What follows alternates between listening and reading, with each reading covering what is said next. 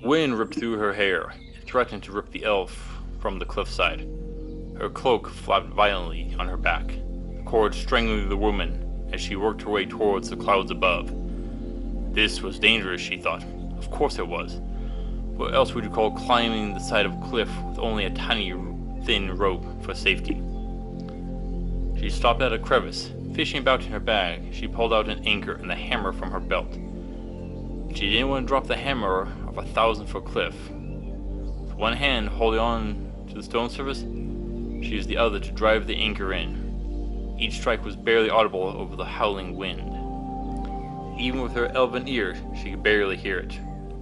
The log line of anchors marked her trail down the vertical cliff, a trail she didn't want to descend too quickly.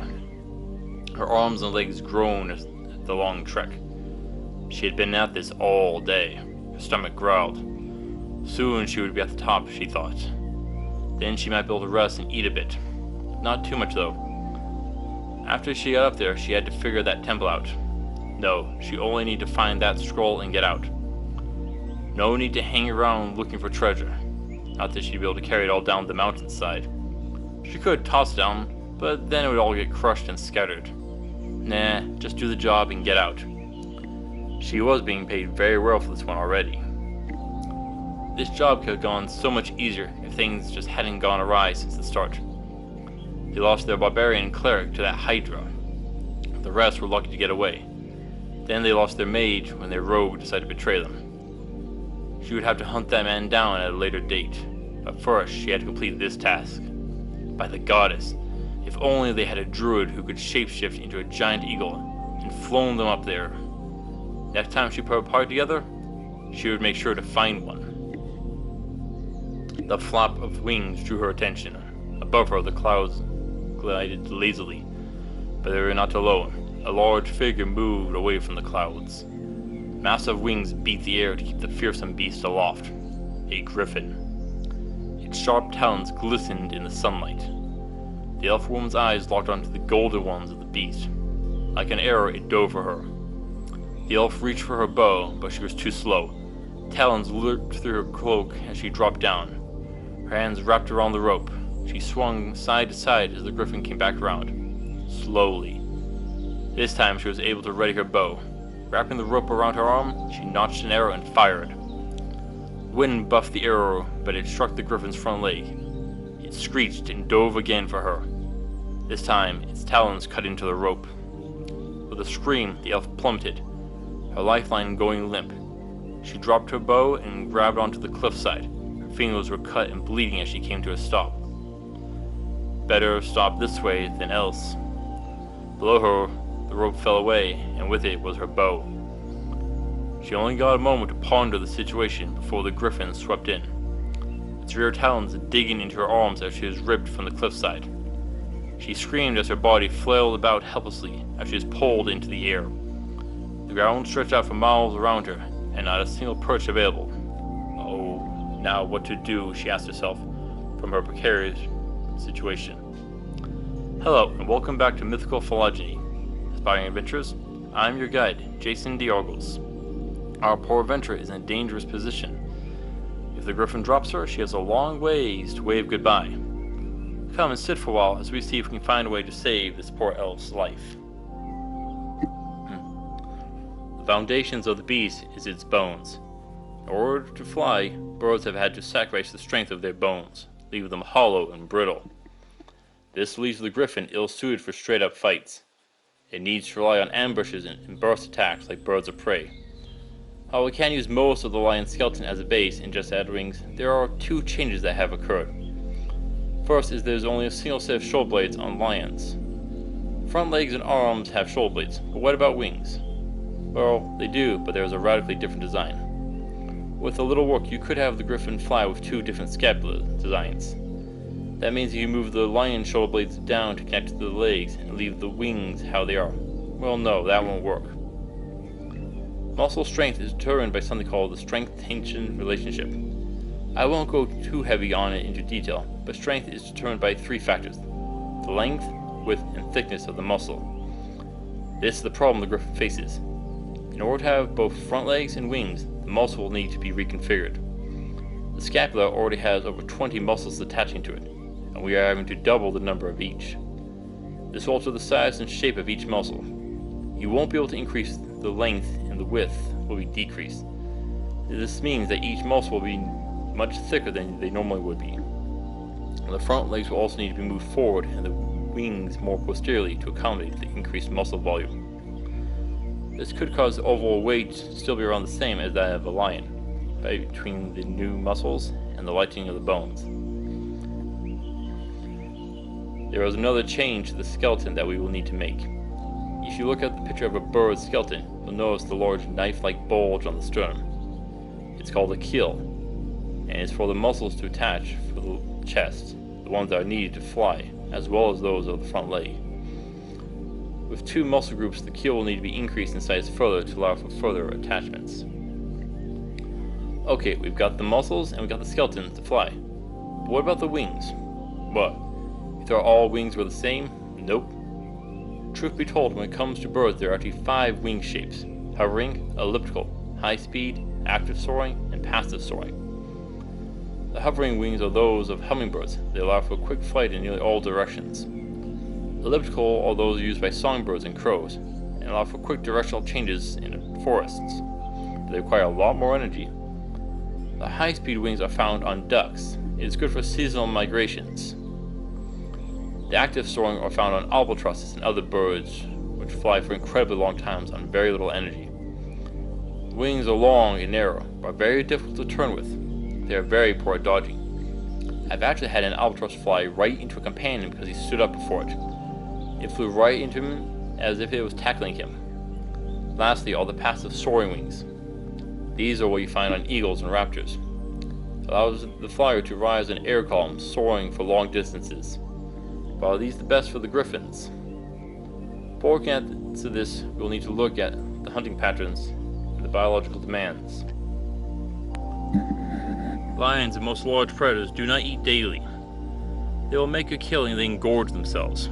This is true for lions. Now, both lions and eagles can get by with smaller prey from time to time. That isn't an option for griffins. We'll look at their diet to deduce that. A grown lion weighs around 550 pounds and needs about 25 pounds of food per day. That is the high estimate.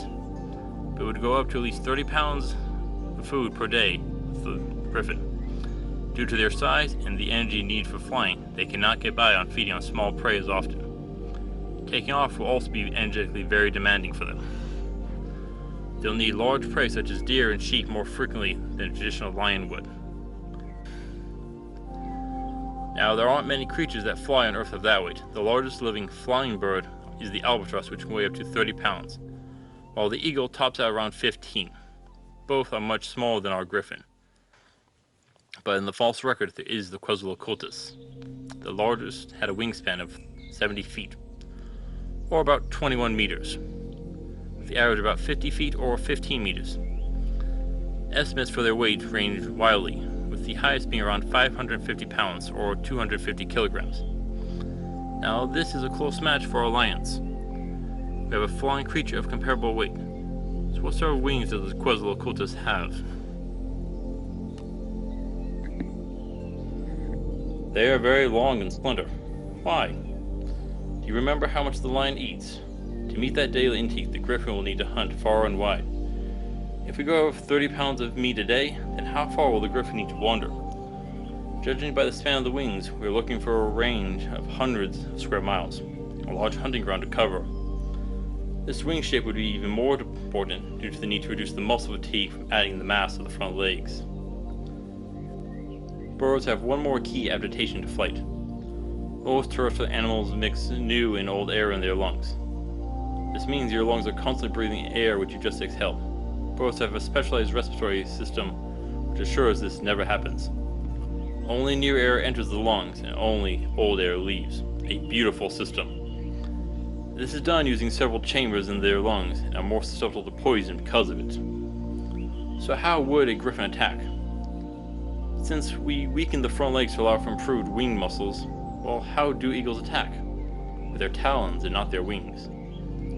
This will keep the head safe while also allowing for a powerful blow to be delivered. Once you're down, it'll grip you with those front legs and begin to eat. Also, it'll cover its body and its prey with its wings to prevent it from being stolen. If you roll a prey, keep the mouth away from you. The front claws won't be powerful enough to shred you too much, especially if you have proper armor on. If the griffin can, it could grab its prey with its hind legs and then drop it from a high elevation. The impact would kill you instantly. You should note that the griffin can't carry you very long. Your added weight would force it to land quickly. The American golden eagle could lift a white-tailed deer up, but they can't carry it very far. They prefer to go after something easier like a fish or a rabbit. As for nesting ground, the griffin would gravitate towards high ground. It is easier to protect while offering a vantage point for observation. It's also easier to take off from. But if their wings are wide, it won't be able to land on narrow cliffs, but instead it will seek plateaus and tops of cliffs, places where it can land without the need to turn. Of course it wouldn't pick an easy place to get to, right, young adventurer? Now, if the griffin is on the small sort, it can change the wing configuration to be similar to eagles. That would drop its fighting potential to a fraction of its true power. Griffins will face you from above. They'll attempt to dive above you from a high place. This attack will be difficult to block with a shield. A great deal of momentum is behind it. It's best to avoid and dodge. Due to the long wings, the griffin wouldn't be able to counter. It'll turn slowly or be forced into a ground combat where it is the weakest. At that moment, you should aim for the heart or the spine. If you can sever the chest muscles, you'll leave the griffin unable to fly or escape. If you wield a spear, you can use the impact of the dive and attack to drive the spear clear through the beast. Ideally, I'd rather attack at range. While diving, the griffin will move in a straight line, an easy target for an archer or a mage. If using spells, try blunt impacts. Ice shards and large stones will break those bones and cause massive damage. While fighting, you will want to wear armor that is resistant to the shredding and piercing claws. Gambeson, metal, or even plate armor is perfect. The plate is best against the initial attack. You could try a shield as mentioned before, but the impact would surely break your arm. Personally, I'd rather break my arm than my neck. That's why I would avoid relying on the shield for the first blow, but after that, you could use it in ground combat. If you can create a poison gas cloud, you could easily render the griffin unable to fight. Just don't breathe it in. Your foe doesn't need your help to fight you. Or do you enjoy a handicap? Overall, the griffin is a straightforward foe, except for what happens if it takes you skyward. First off, you can't let it drop you. Use a rope, a chain, or your own limb to bind yourself to the griffin. Get up close to its body, but avoid injuring it. If you injure it, it will fall, and so will you. You'll need to force it to land, but how? Position yourself to create as much drag and air resistance as you can. Once you're close enough to land, you can kill the griffin with a dagger or a sword. Aim for the heart, lungs, spine, or chest muscles. Be ready for a rough landing, but that should be the least of your problems at this point. Any landing you can walk away from is a good landing, correct? Griffin meat and hides are a valued commodity for butchers and leatherworkers. Their feathers are sought out by fletchers to prepare arrows. But those are not the real prize of the griffins. It is their eggs which will fetch the highest price. Many militaries will use griffins to transmit messages. With smaller riders like halflings or elves, you can place an archer or a spellcaster on top of them to inflict damage across the battlefield. Here you could drop rocks or metal spikes to pierce heavy armor. If you can coordinate several griffins to work together, you can drop larger rocks or even explosives.